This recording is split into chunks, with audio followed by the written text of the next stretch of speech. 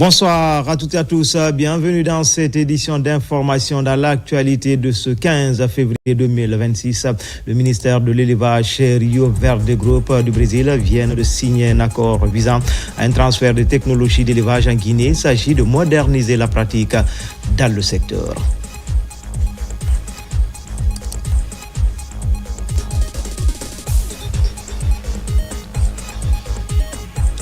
Et puis, selon les spécialistes, la Guinée dispose d'un potentiel hydroélectrique estimé à 6200 MW.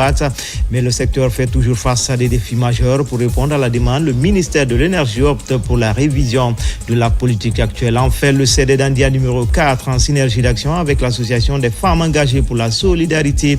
La Mamaya est célébrée pour saluer le leadership du chef de l'État et son engagement en faveur de la culture guinéenne dans toute sa diversité.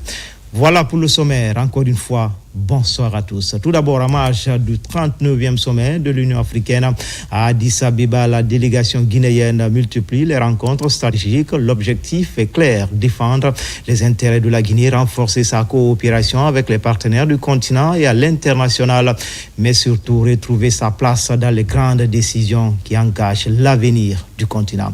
Fatoumata Kourouma, Almami David Silla.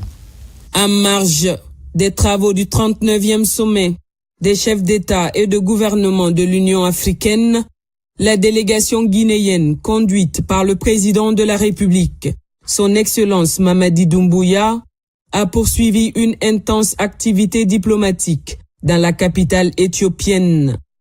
Ce dimanche 15 février 2026, date de clôture du sommet, le chef de l'État s'est fait représenter par une délégation ministérielle de haut niveau, composé du ministre des Affaires étrangères, de l'intégration africaine et des Guinéens établis à l'étranger, Dr Maurice Kouyaté, de la ministre de l'Environnement et du Développement durable, Djami Diallo, le ministre du Travail, de l'Emploi et de la Protection sociale, Mori Kondé, du chef d'état-major de l'armée de terre, le général Abdoulaye Keïta, ainsi que de l'ambassadeur de la République de Guinée en Éthiopie, représentant permanent auprès de la Commission de l'Union africaine, El Hadj Nunke Kaba. Une délégation mobilisée pour porter la voix de la Guinée et poursuivre activement les échanges stratégiques en marge de cette rencontre continentale. Ainsi, à l'issue de la clôture officielle du sommet, la délégation guinéenne a pris part à plusieurs rencontres d'envergure consacrées à l'avenir du continent. Elle a notamment participé à une réunion présidée par le président de la République du Libéria, consacrée à l'harmonisation d'une position africaine commune en vue de soutenir une candidature du continent à la tête du secrétariat général des Nations Unies. Un enjeu majeur pour la représentativité africaine dans la gouvernance mondiale.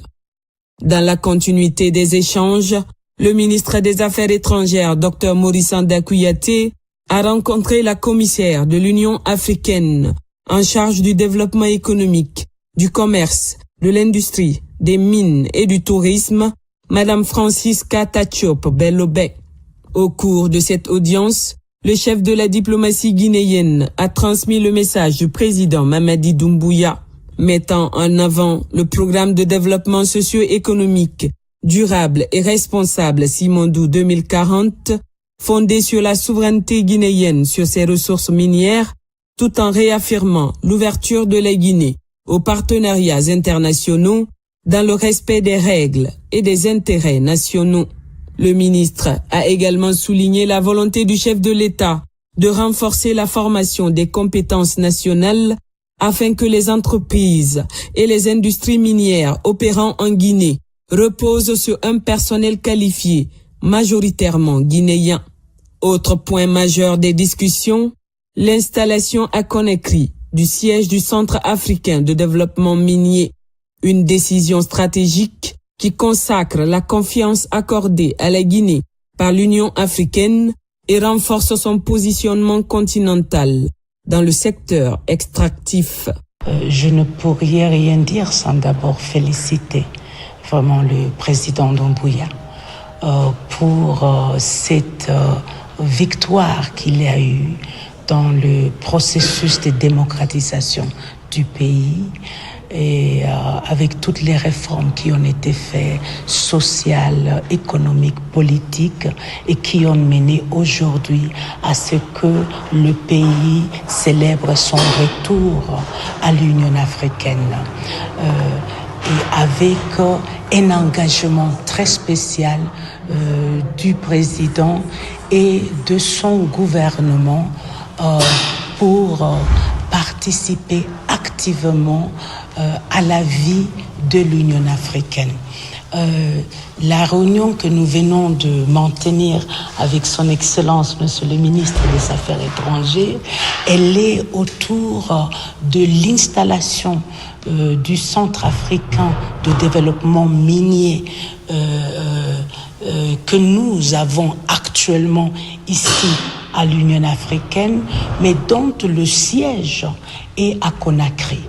Et nous nous réjouissons de cet moment très particulier parce que nous savons que de maintenant, le centre va trouver son siège et nous pouvons redynamiser les activités de ces centres pour pouvoir répondre aux questions stratégiques géopolitiques autour du secteur minier critique pour l'Afrique.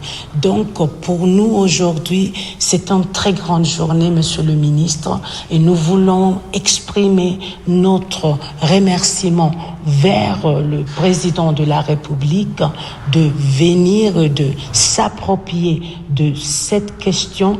L'implantation du siège du Centre africain de développement minier à Conakry constitue un signal fort.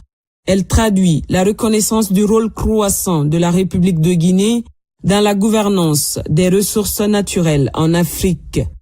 Les autorités guinéennes s'engagent par ailleurs à jouer pleinement leur rôle afin de faire de cette institution un levier d'intégration, d'expertise et de coopération au service du continent. Je suis venu ici pour représenter le chef de l'État, le président de la République, le président Mamadi Doumbouya, auprès de l'Union africaine et particulièrement auprès de notre sœur, Madame la commissaire. Et ce qui est ressorti de nos entretiens, c'est que la Guinée est considérée maintenant comme étant un pays qui peut relancer, qui peut tirer le reste de l'Afrique dans le domaine minier. Et c'est une grande confiance que nous avons eue de la part de l'Union africaine qui a décidé d'implanter en Guinée le centre africain pour les mines.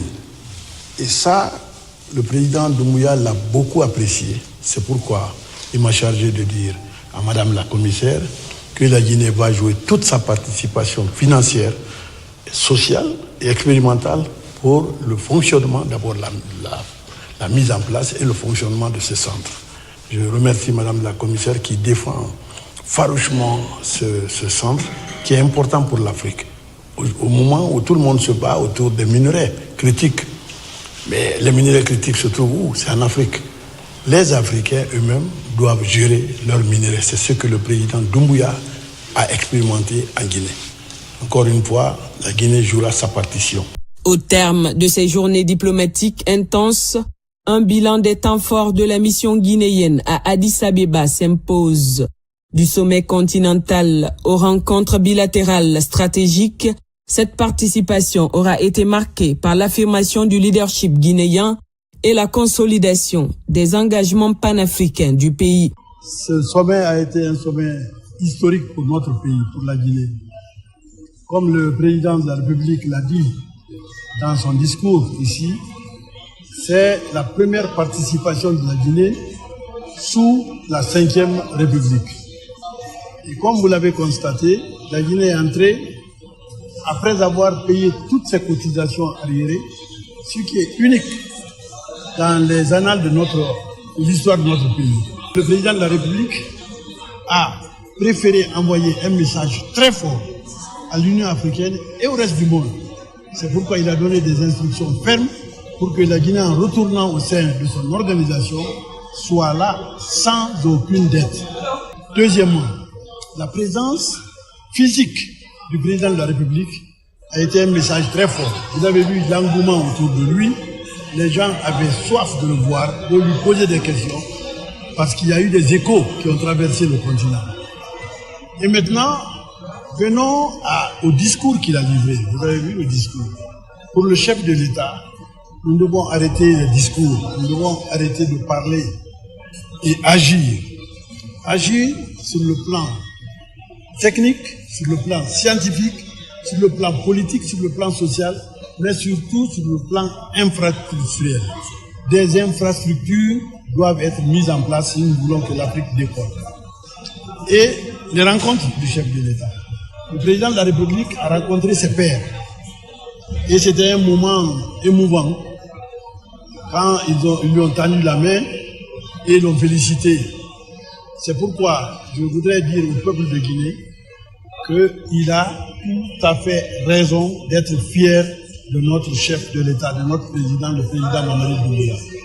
Il vient de sortir la Guinée de la léthargie. Il a replacé notre pays à son niveau d'antan. Et comme vous l'avez vu, il y a eu aussi des discussions bilatérales.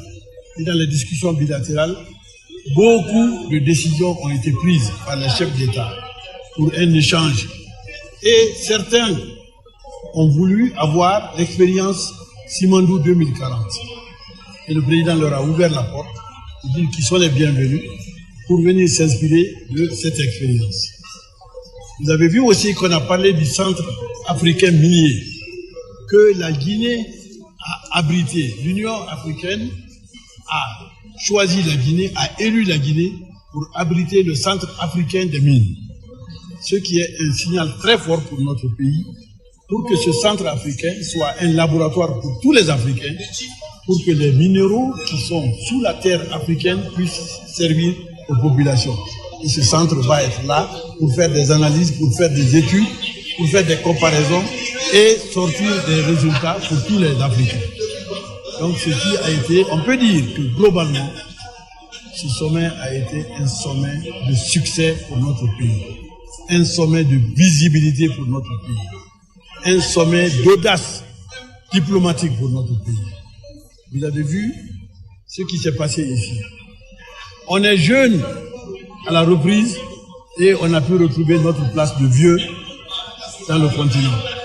Je voudrais demander à nos compatriotes de l'intérieur comme de l'extérieur de la Guinée de saisir cette occasion historique que nous donne le chef de l'État, le président Mamadi Doumbouya, pour remettre la Guinée plus haut encore qu'elle n'était quand nous avons pris l'indépendance et quand nous avons montré le choix, la vision de l'Afrique pour l'indépendance et la dignité.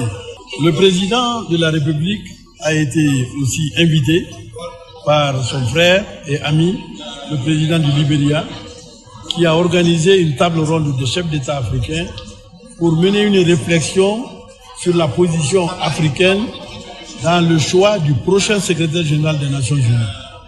L'Afrique est toujours partie en rang dispersé.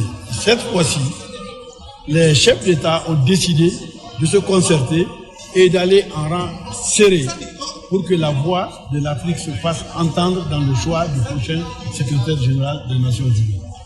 Et là aussi, la République de Guinée a été entendue largement. Et nous pensons qu'avec la volonté politique qui vient de se dégager, notre position, la position africaine, va influencer le choix du prochain secrétaire général. Au-delà des discours et des rencontres protocolaires, la présence guinéenne à Addis Abeba s'est inscrite dans une volonté claire du président Mamadi Doumbouya de repositionner durablement la Guinée au cœur des grandes décisions continentales. Cette séquence diplomatique traduit l'ambition d'un pays déterminé à peser davantage dans les orientations stratégiques de l'Afrique. À travers cette participation active aux travaux du sommet et aux concertations de haut niveau, la Guinée affirme une nouvelle dynamique portée par la vision du chef de l'État, celle d'une 5e République résolument différente, fondée sur la responsabilité, la souveraineté et l'engagement panafricain. Une république qui entend conjuguer leadership national et contribution structurante à l'avenir du continent. Dans le reste de l'actualité, le ministère de l'Élevage et Rio Verde Group du Brésil viennent de signer un accord visant à un transfert des technologies d'élevage en Guinée. Il s'agit de moderniser la pratique dans le secteur pour améliorer la productivité et la production animale. Les deux parties s'engagent à collaborer pour la réussite de ce nouveau programme. Noumousso Diagiti. C'est une collaboration fructueuse entre le ministère de l'Élevage et Rio Verde Group du Brésil, une entreprise renommée dans le secteur agricole et de l'élevage. Le partenariat vise à développer des programmes de formation et de recherche, à mettre en place des normes de qualité élevées pour l'élevage et à encourager l'adoption de pratiques durables pour l'autosuffisance alimentaire. Le Brésil est le premier exportateur de viande dans le monde et nous ici en République de Guinée, nous avons également un secteur de l'élevage qui a du potentiel, mais qui a besoin d'être accompagné. Le président de la République, en prenant la décision de scinder le département de l'élevage de celui de l'agriculture, a voulu que nous développions ce secteur de l'élevage. Avec le groupe Rio Verde, il s'agira notamment d'importer des races pures du Brésil pour faire de l'insémination artificielle à travers de la technologie, mais également faire des transferts d'embryons et mettre en place également un laboratoire qui puisse leur permettre, avec les techniciens du ministère de l'Élevage, réaliser l'ensemble de ces techniques de transfert d'embryons pour le pays. L'expertise du Rio Verde Group dans la gestion des terres et des animaux va faire bénéficier la Guinée de l'expérience des 30 dernières années du Brésil en matière d'élevage et de production alimentaire. Nous sommes ici pour faire la transférence des technologies, pour faire les transférences de génétique, de plusieurs choses. Guinée a beaucoup de terre, beaucoup de pluie, et c'est un bon place pour faire l'installation des modèles d'élevage du Brésil adaptés à la réalité locale. À travers ce partenariat, le Centre d'appui de démonstration en élevage CAE de Boké accueillera plus de 2000 vaches des races brésiliennes qui seront introduites dans l'élevage guinéen pour améliorer la production et la productivité en viande et en lait. Comité de pilotage du projet de développement agricole du bassin arachidier de Dabola, un accompagnement pour réduire les contraintes et améliorer les rendements. Pour tenir cette feuille de route, un nouveau plan d'action est élaboré assorti d'un budget. Fodé Camara, Marwan Camara pour plus de détails. Les travaux du comité de pilotage du projet de développement agricole du bassin arachidier de Dabola ont réuni les partenaires et les acteurs venus des différentes zones d'intervention. Au cours de cette rencontre, les membres du comité de pilotage ont mis l'accent sur les actions réformatrices engagées pour l'atteinte des résultats. À travers ce projet, nous accompagnons le ministère de l'Agriculture, nous accompagnons les braves populations de Dabola à développer l'agriculture de manière inclusive. Et aujourd'hui, à travers ce comité de pilotage, l'objectif était de passer en revue les activités issues du PTBA de 2025. Et aujourd'hui, je pense que les résultats sont concrets, les résultats sont parlants. Cette 5e session du comité de pilotage du projet de développement agricole du bassin arachidier de Dabola est une étape importante dans l'atteinte des objectifs du projet. Le travail qui nous réunit est de passer en revue les recommandations de 2025. Ensuite, l'équipe du projet présentera aux membres statutaires du comité de pilotage le budget de PTBA 2026, les activités inscrites pour l'année 2026. Et puis ensuite, le comité va se prononcer pour la validation, n'est-ce pas, de ce budget et les activités inscrites à l'ordre du jour. En plus du bilan des activités réalisées en 2025 et des perspectives pour l'année 2026, ces travaux ont permis aussi de revoir tous les indicateurs de performance. Il faut préciser qu'on est d'abord très satisfait des avancées sur ce projet et tous les accompagnements en termes financiers qui est l'Agence française de développement, mais aussi tous les partenaires techniques qui sont dans la mise en œuvre de cette activité. Nous souhaitons que cette année soit une année charnière, une année de collaboration, une année de partage d'expériences, mais aussi une année de résultats concrets sur le terrain. Les partenaires techniques et financiers et le gouvernement guinéen s'engagent à pérenniser les activités du projet en vue de valoriser la culture de l'arachide en Guinée. Nous vous l'annoncions depuis hier, tristesse et désolation à l'Institut supérieur agronomique et vétérinaire de Farana. Un incendie vient de ravager 22 cabines de l'établissement. 176 étudiants sont directement affectés par ce sinistre qui serait provoqué par un court-circuit. La ministre de l'Enseignement supérieur et son équipe se sont rendus sur le lieu pour porter le message du chef de l'État avec à la clé la remise d'une importante quantité de vivres aux sinistrés. Mounir Bari, Moussa Bangoura, envoyé spécial. Après l'incendie qui s'est déclaré dans le campus universitaire de l'ISAV, la chef du département vient ainsi apporter le soutien et la solidarité du gouvernement à l'administration et surtout aux étudiants victimes. Juste on a entendu les cris, du coup, sous l'effet subit, nous sommes sortis pour voir et on a vu que le feu avait tout pris. Le feu avait pris les cabines. Et aussi pour essayer de nous sauver et aider nos amis, on a essayé de faire sortir les effets qu'on pouvait. Et l'origine de l'incendie, nous ne le savons pas parce que l'incendie est survenu à une heure où on n'avait plus d'électricité. Parce que nous avons un régime de 19h jusqu'à 1h du matin, nous avons EDG. Quand EDG n'est pas là, on relève par le groupe. Donc jusqu'à cette heure-là, on avait le courant, mais après les 1h15, le courant était parti et c'est en ce moment-là qu'il paraît c'est un étudiant qui a vu le feu dans une cabine et l'étudiant il est venu, il a réveillé même les autres étudiants qui étaient couchés dans la cabine. La délégation ministérielle a visité tous les compartiments du pavillon touché par les flammes. Constat des dégâts sont énormes, des mesures fortes sont annoncées par le gouvernement pour la réhabilitation et l'équipement des infrastructures touchées. C'est sur instruction du Premier ministre, chef du gouvernement, que mon équipe et moi-même nous sommes dirigés ce matin à Farana suite à l'incendie qui s'est déclaré dans un bloc de dortoir des étudiants de l'ISAV de Farana afin de venir d'abord apporter toute notre solidarité, la solidarité du gouvernement et du ministère de l'Enseignement supérieur et de la Recherche scientifique, la solidarité du président de la République, M. Mamadi Doumbouya, à l'endroit de la communauté universitaire en général et tout particulièrement aux étudiants sinistrés. Une commission mixte est désormais mise en branle pour évaluer les pertes. Avant la matérialisation dans les prochains jours des projets de restauration, les 176 étudiants touchés par l'incendie sont à ce jour recasés dans d'autres pavillons. Fin à Conakry des journées annuelles du club des dirigeants de banques et établissements financiers en Afrique, placé sous le thème « Le financement de l'économie africaine, intelligence artificielle et réglementation au service de l'efficacité bancaire ». Les travaux ont permis d'aboutir à des recommandations fortes pour renforcer la résilience des économies africaines. Thiernos Mandialo. Durant les 2 jours de travaux des journées annuelles du club des dirigeants de banques et établissements financiers en Afrique, plusieurs questions relatives à l'optimisation du financement de l'économie et la rentabilité de l'intelligence artificielle dans les institutions financières ont été abordées entre autres.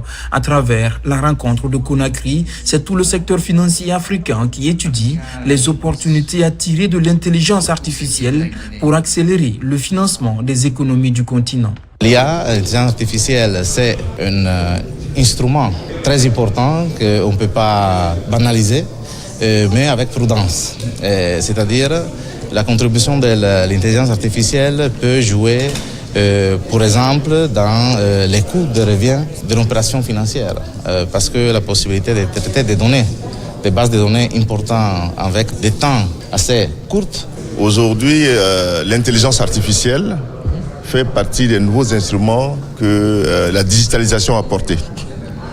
Et cet instrument doit aider toutes les institutions à s'améliorer dans leur performance, en gagnant du temps. Aujourd'hui, la gestion n'est pas de la paperasse. Donner un crédit ou gérer un compte bancaire n'a pas de coût en utilisant la digitalisation. Et l'intelligence artificielle contribue aux dirigeants des institutions bancaires, financières, et à tous les cadres qui travaillent dans les institutions bancaires à améliorer leur performance et surtout gagner du temps. Les questions de réglementation et d'inclusion financière ont tout aussi été largement débattues. Avec cette rencontre, la Guinée réaffirme surtout sa détermination à bâtir un système financier moderne et solide dans la mise en œuvre du programme Simandou 2040. La Guinée, comme vous le savez, est à une période charnière de son existence. Nous avons une 5e République, une nouvelle dynamique de refondation de l'État qui est impulsée par le président de la République. Nous sommes dans une période où cette refondation coïncide avec le lancement du méga-projet Simandou qui enregistre 20 milliards de dollars d'investissement. Nous avons le programme Simandou. Avec tout le potentiel que nous avons, nous n'avons aucun doute qu'avec l'appui du secteur privé guinéen, nous pourrons y arriver. Afin de soutenir la dynamique observée à partir des travaux de Conakry, les acteurs du monde de la finance en Afrique affichent une volonté commune de modernisation en mettant en profit l'intelligence artificielle dans l'essor des différentes structures de financement. Rencontre d'échange également à Conakry sur l'évaluation des outils financiers d'acquisition des équipements miniers industriels.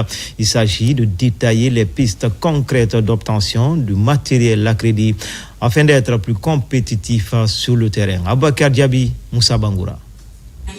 Ils sont essentiellement constitués des entrepreneurs, des PME et des acteurs privés du pays à prendre part à cette rencontre d'échange d'idées axée sur l'évaluation des outils financiers d'acquisition des équipements miniers et industriels. Initiée par la compagnie guinéenne des équipements CGE, cette initiative consiste à étaler tous les mécanismes nécessaires susceptibles de renforcer la compétitivité des jeunes dans le domaine minier guinéen. C'est pour les parler des méthodes d'acquisition des équipements, dont il y a la méthode leasing, il y a la méthode de facturage. Vu qu'actuellement le besoin en équipement et l'importance d'avoir les équipements dans les mines est énorme. C'est un cadre d'échange d'expériences qui vise également à expliquer aux participants comment souscrire pour l'obtention des équipements à crédit. Les tenants et les aboutissants de ce processus sont passés au peigne fin ici. Aujourd'hui, nous sommes dans un marché minier en plein boom et en pleine expansion. Il est extrêmement important qu'en tant que nous, concessionnaires, de mettre à disposition de ces acteurs-là les outils et les techniques les permettant de mieux faire leur demande d'acquisition ou leur demande d'équipement crédit en fait. Parce qu'aujourd'hui, ils ont besoin de plus d'équipements pour pouvoir travailler, fonctionner. Mais si on ne les accompagne pas convenablement comme il faut, avec tous les outils nécessaires, ils ne pourront pas acquisitionner les équipements comme il faut. Par ce présent conclave, ces acteurs issus des PME sont dorénavant mieux informés pour discuter avec les concessionnaires afin d'établir des cadres de crédit favorables pour leur évolution socio-économique. Comme annoncé dans les titres, selon les spécialistes, la Guinée dispose d'un potentiel hydroélectrique estimé à 6200 MW, mais le secteur énergétique fait toujours face à des défis majeurs pour répondre à la demande sans cesse croissante d'énergie dans notre pays. Le ministère de l'Énergie opte pour la révision de la politique actuelle. N'est-ce pas, Nabi Kamara? La consolidation du projet de lettre de politique de développement du secteur de l'énergie, une priorité actuelle de la Direction nationale des énergies conventionnelles. C'est par rapport aux multiples défis auxquels notre pays fait face dans ce domaine. Pour cela, elle estime que la révision de la politique énergétique en cours apparaît comme une solution idoine. C'est à cela que cette commission restreinte mise en place par le département de l'énergie s'est attelée cette semaine à Conakry. Les présents travaux visent à aboutir à un document stratégique de référence servant le cadre d'orientation et de pilotage du secteur de l'énergie électrique, destiné à guider les actions publiques, les investissements en vue de l'atteinte de nos objectifs sectoriels prioritaires. Au cours de cette rencontre, donc, le projet de lettre de politique énergétique a été présenté par la Direction nationale des énergies conventionnelles et les participants y ont apporté des amendements nécessaires. Notre ambition est claire. Il faut que, dans vos réflexions, vous sachiez que le secteur de l'énergie est le vecteur principal de la réussite du programme Simandou 2040, initié par le président de la République, Mamadi Doumbouya. Je vous invite donc à travailler avec rigueur, ouverture et esprit de consensus. Ensemble, nous devons aboutir à un document qui doit être techniquement solide, mais aussi porteur de vision et de la confiance pour les générations futures. Selon les techniciens, cette nouvelle lettre de politique devra permettre de matérialiser le droit à l'énergie pour tous les citoyens guinéens et de positionner notre pays comme un acteur énergétique régional grâce à son potentiel d'énergie renouvelable. À Dinguiraye, la réalisation d'infrastructures scolaires demeure une préoccupation face aux effectifs pléthoriques dans certaines concessions scolaires. Un fils du terroir fait parler son cœur. Son nom, Baba Hadi Thiam, cet avocat au barreau de Guinée, vient de construire 6 salles de classe pour soulager élèves et encadreurs du lycée El Hadj Oumar Tall et du collège lycée Boal. Reportage à Dinguiraye, Ibrahim Oulin Fofana. À Dinguiraye, l'une des priorités du système éducatif est la construction d'édifices scolaires pouvant aider à limiter la pléthore dans les salles de classe. Ainsi alerté par l'administration scolaire, Maître Baba Hadi Thiam a fait parler son cœur. À travers son ONG Afrique Excellence, il vient de construire 6 salles de classe au lycée El Hadj Oumar Tall et au lycée collège Boal. Cette cérémonie inaugurale réconforte autorités administratives, encadrants scolaires et parents d'élèves. C'est ce que nous voulons. Aujourd'hui, il a diminué la pléthore dans les salles de classe. Avant, hier, Boal, les enfants étaient assis 4 et 5 par table banc. Mais aujourd'hui, avec la construction des 3 nouvelles salles de classe là, les élèves vont être assis 2 par table banc. 3 classes données par un fils de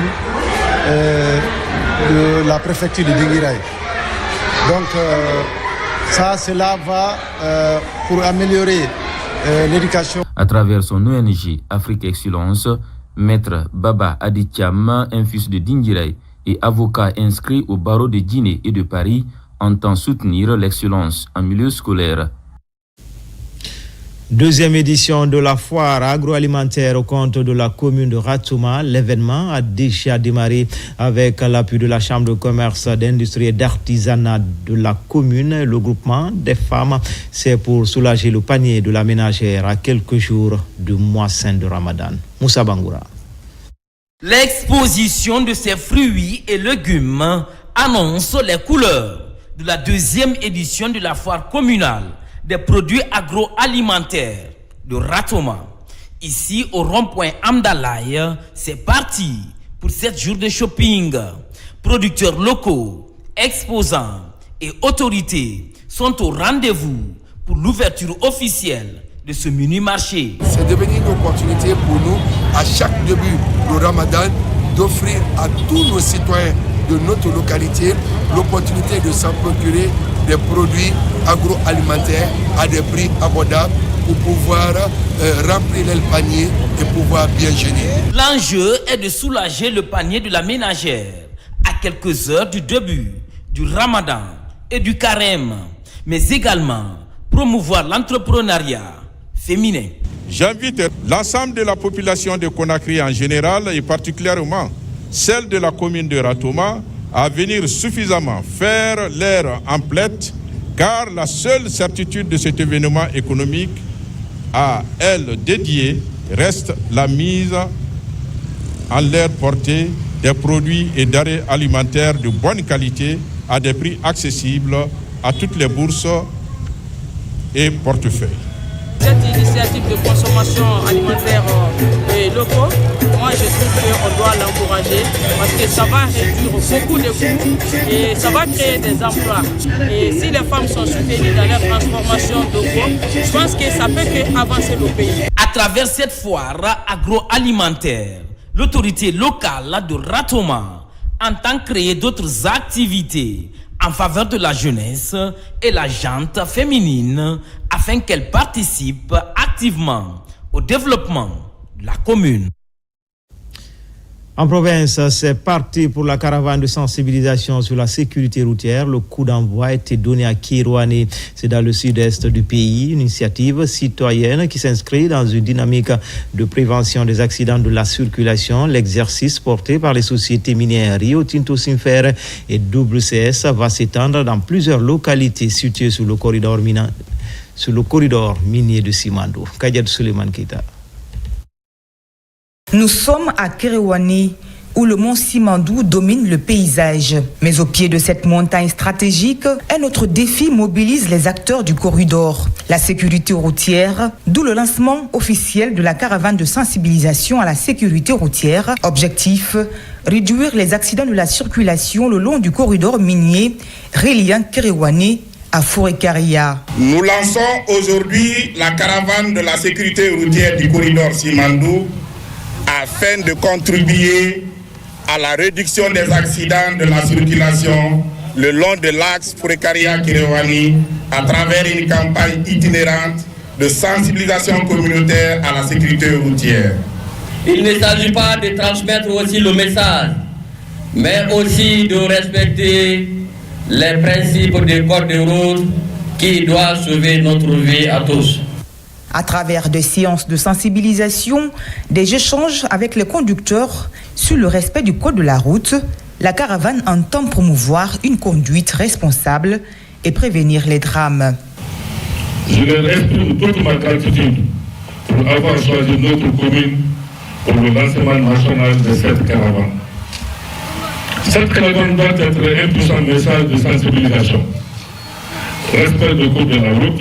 Je me suis hasardé à dire à un de nos agents de compter le nombre de motos qui sont dans cette cour et de me dire réellement quelles sont celles qui ne sont pas immatriculées. Tenez-vous bien, les statistiques que j'ai, on a 107 motos ici. Sur les 107 motos, il y a 63 qui n'ont ni propriétaire. L'urgence est réelle. Le bilan national fait état de 3305 cas d'accidents de la route, dont 528 morts en 2025. Un chiffre alarmant qui interpelle autorités, entreprises et citoyens. De Kerewane à Forêt-Caria, le message est sans équivoque. Sur le corridor de Simandou, la prudence doit accompagner le développement. Dans l'actualité également, l'Union des conducteurs routiers de Guinée se fixe pour mission de défendre les intérêts des professionnels du transport routier au sein de la sous-région ouest-africaine, d'où la mise en place de ces antennes dans les différentes régions et préfectures. Ce soir, place à l'étape de l'Abbé où l'antenne locale est désormais opérationnelle. Sarah Foudine Diallo, Nabila Moussa Kamara, Sona Sagno. L'Union nationale des conducteurs routiers de Guinée œuvre pour la défense des intérêts professionnels des transporteurs routiers évoluant dans l'espace CEDEAO. Elle se donne pour mission d'assurer la représentation des conducteurs, de promouvoir l'intégration régionale, de faciliter les échanges et d'améliorer les conditions de travail ainsi que la sécurité routière. Le rôle de l'Union nationale des conducteurs routiers de Guinée, ICRAO, et de défendre les intérêts des professionnels du transport routier de la CEDEAO. La ICRAO que vous voyez présente aujourd'hui 24 pays qui sont déjà agréés, Afrique de l'Ouest centrale. Et nous, en Guinée, nous demanderons à tous les secteurs de transport, des syndicats, qu'on soit unis pour développer notre pays. Organisation fêtière des syndicats de chauffeurs de la sous-région, l'Union nationale des conducteurs routiers voit dans l'implantation d'une antenne à l'Abbé une véritable opportunité, une initiative saluée comme un pas important vers la protection des droits des transporteurs et l'amélioration de leurs conditions de travail. Chers conducteurs, nous ouvrons des bureaux à l'Abbé pour être plus proche de vous, que chaque conducteur se sente soutenu dans son travail. Nous allons dire à les autres syndicats d'adhérer, parce que tout le monde a adhéré sur ces syndicats de CEDEAO. Parce que tout le monde est rentré presque. C'est une chose que nous saluons, la mise en place de la structure. Nous saluons et nous leur demandons au respect strict de tous les règlements intérieurs de leur statut pour la bonne marche, pour l'intérêt des citoyens. Cette initiative à l'Abbé réunit autorités administratives, responsables syndicaux et conducteurs autour des mêmes objectifs, améliorer la sécurité et le bien-être des usagers dans l'espace CEDEAO. Signature de 3 conventions liées au développement local dans la sous-préfecture de Koumbia, préfecture de Gawal, à travers ce acte Alliance Mining Commodity et les communes rurales de Wendombourg, Koumbia et la commune urbaine de Gawal scellent leur union pour accompagner le développement dans ces différentes collectivités locales. RTG Bouquet, Younoussa Tawel Kamara, Mohamed Mara, Bintou Touré. Il s'agit de la signature de 3 conventions de développement local entre la Direction générale de l'entreprise minière Alliance Mining Commodities et les différentes communes impactées par les activités de cette société qui opère dans la zone. Elles concernent respectivement la commune rurale de Wendombourg et Koumbia, mais aussi de l'ensemble des 8 communes de la préfecture de Gawal. À travers ces 3 conventions, plusieurs projets de développement socio-économique seront réalisés dans les collectivités concernées. À travers cette CDL, AMC s'engage devant vous aujourd'hui à accompagner les collectivités locales dans la réalisation des projets structurants, à contribuer à l'amélioration de l'accès aux infrastructures sociales de base, à soutenir le développement économique et social en faveur des jeunes et des femmes. Si on arrive à signer ces différentes conventions locales de développement, vraiment les choses commencent à aller dans les normes. Avec le respect du contenu local, les fils du terroir, beaucoup ont eu de l'emploi. C'est un impact positif par rapport à l'implantation de la société au sein de ma juridiction qui est la préfecture de Gawal.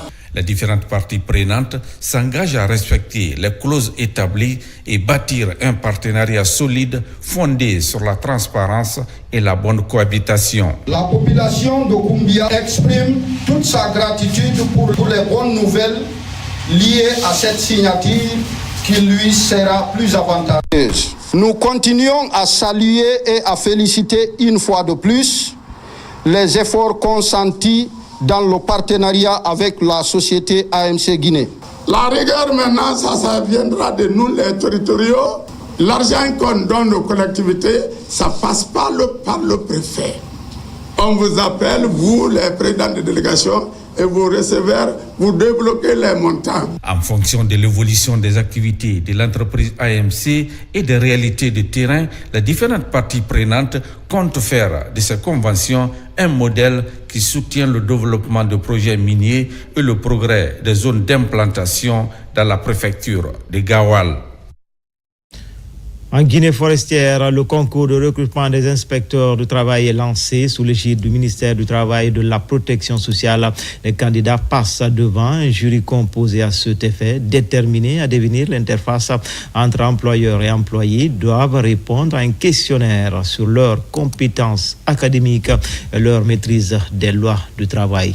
En Guinée, lancé Kamisoko, Mohamed Lamine Diallo, Mohamed Saloupa sont nos correspondants basés dans la région. Le recrutement des futurs inspecteurs du travail est entré dans sa phase décisive. À Zéro-Corée, l'épreuve de défense orale est lancée. Sous le regard attentif des évaluateurs, chaque candidat défile pour un exercice périlleux. Justifier ses compétences, démontrer sa maîtrise du code du travail et surtout prouver sa capacité à arbitrer les conflits employeurs-employés. Nous vous exhortons à plus de détermination, à plus de concentration dans l'évaluation que vous allez avoir le privilège de vous saisir avec sérénité. Comme toute évaluation, c'est la sérénité, la détermination et le courage. Ce recrutement s'inscrit dans une dynamique globale de renforcement de l'administration publique.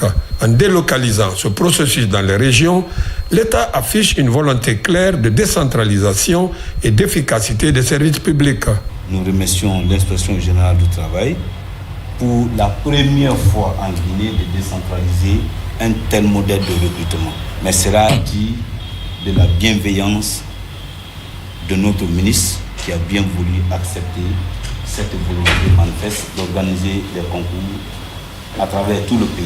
Former des inspecteurs capables de prévenir des crises sociales dans les différents secteurs de développement de l'économie guinéenne, telle est l'ambition du ministère du Travail à travers cette initiative.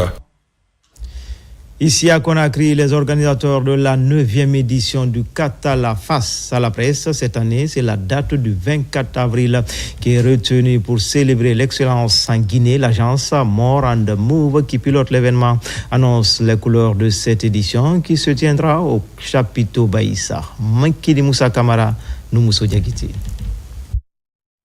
La 9e édition du Katala va célébrer les hommes et les femmes d'exception dont les parcours inspirants contribuent au rayonnement de la Guinée et de l'Afrique. Cette année, il sera question de célébrer les refondateurs de la Guinée émergente.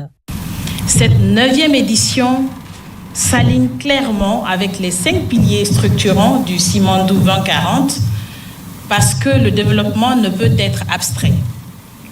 Les catégories de Katala gravitent autour de ces piliers stratégiques, à savoir la production, le savoir, l'infrastructure, les finances, la santé et le bien-être.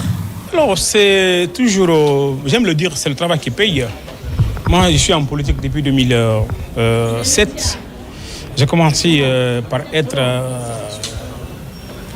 président de la section, la sous-section, le comité national des jeunes jusqu'au bureau exécutif national du PDN avant de rejoindre la GMD.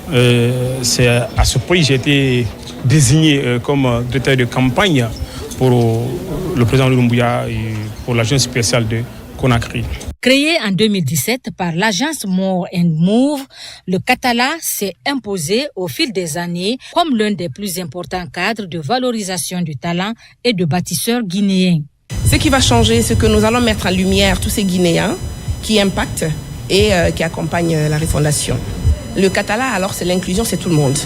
De l'intérieur du pays, en passant par Conakry à l'extérieur du pays, c'est tout le monde. C'est tout le monde. Mais cette édition, nous ne sommes pas allés vraiment vers ces gens-là pour un souci de logistique, mais nous y pensons. Dans un contexte africain en pleine mutation, la Guinée s'engage résolument sur la voie de la refondation. Derrière chaque réforme économique, sociale ou politique se trouve un bâtisseur, souvent discret, mais efficace. Direction Farana pour parler de style et mode. Les stylistes de la sous-région se donnent rendez-vous dans le Sankara. Les têtes d'affiche dans la mode et la couture sont ainsi célébrées. L'idée de promouvoir la couture made in Guinée. Fanala Baya Kamara, Mohamed Sherif Kamara. Ils sont venus de plusieurs pays de la sous-région pour célébrer les paires de ciseaux ou la couture dans le Sankara. Pour une journée, la ville de Farana devient la capitale de la mode ouest-africaine. Des stylistes et autres couturiers viennent ainsi couronner les acteurs de la mode des régions de Kankan et Farana. Je suis très satisfait aujourd'hui pour les couturiers de Farana parce que ce que je vois là comme ça, quand tu vois aujourd'hui, c'est la première édition à Farana, tu vas dire que vraiment c'est la 3e, 4e édition à Farana. Mais quand même, toujours de faire un effort encore. La fête fut belle avec des défilés pour montrer la valeur du textile guinéen. Une action qui cadre avec la volonté politique des autorités qui mettent en valeur le Made in Guinée lors de toutes les cérémonies officielles. Le défilé qui s'est passé aujourd'hui, ça montre le textile guinéen. Comme vous savez souvent, notre président Mamadou Doumbouya, c'est aussi une de ses valeurs. Promouvoir le tissu local en Guinée, c'est de les accompagner en les donnant un local où ils vont faire les activités pour revenir à leurs besoins. Des satisfecits et autres actes de reconnaissance ont été remis à certains acteurs majeurs de cette manifestation culturelle. Le tout dans une ambiance festive pour célébrer les champions de la mode dans le Sankara. Enfin, on esquisse quelques pas de danse. Le CD Dandia numéro 4 en synergie d'action avec l'association des femmes engagées pour la solidarité. La Mamaya est célébrée à travers ses rites et par chaloupé pour saluer le leadership du chef de l'État ainsi que son engagement en faveur de la culture guinéenne dans toute sa diversité. La cérémonie s'est déroulée au stade Petit Sori de Nongo. Mohamed Bangoura, Abdoulaye Diallo. Vêtu de tenue blanche, symbole de paix et d'unité nationale, le CD Dandia 4, en collaboration avec l'Association des femmes engagées pour la solidarité, célèbre le président Mamadi Doumbouya au rythme de la danse traditionnelle Mamaya. Cet événement festif, marqué par une forte mobilisation, illustre le rôle central de la culture en tant que vecteur de cohésion sociale, de reconnaissance et d'identité nationale.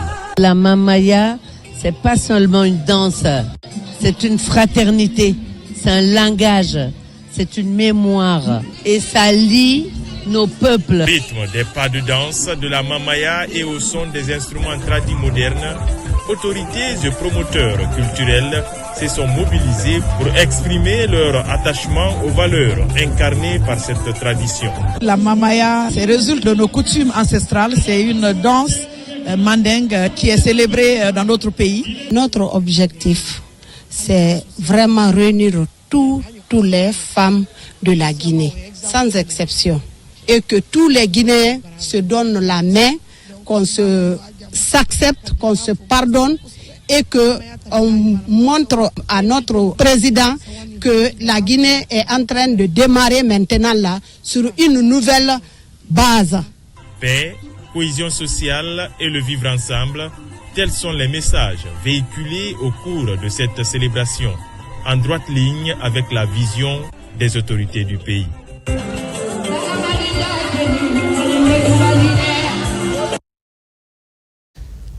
Et c'est ainsi qu'on se quitte au compte de cette dernière édition d'information de ce week-end. Grand a été le plaisir pour moi de vous servir. L'actualité se poursuit également sur le www.rtgguinée.info. À bientôt pour d'autres actualités sur la Guinée, notre paradis terre de richesse et d'innovation, Inch'Allah.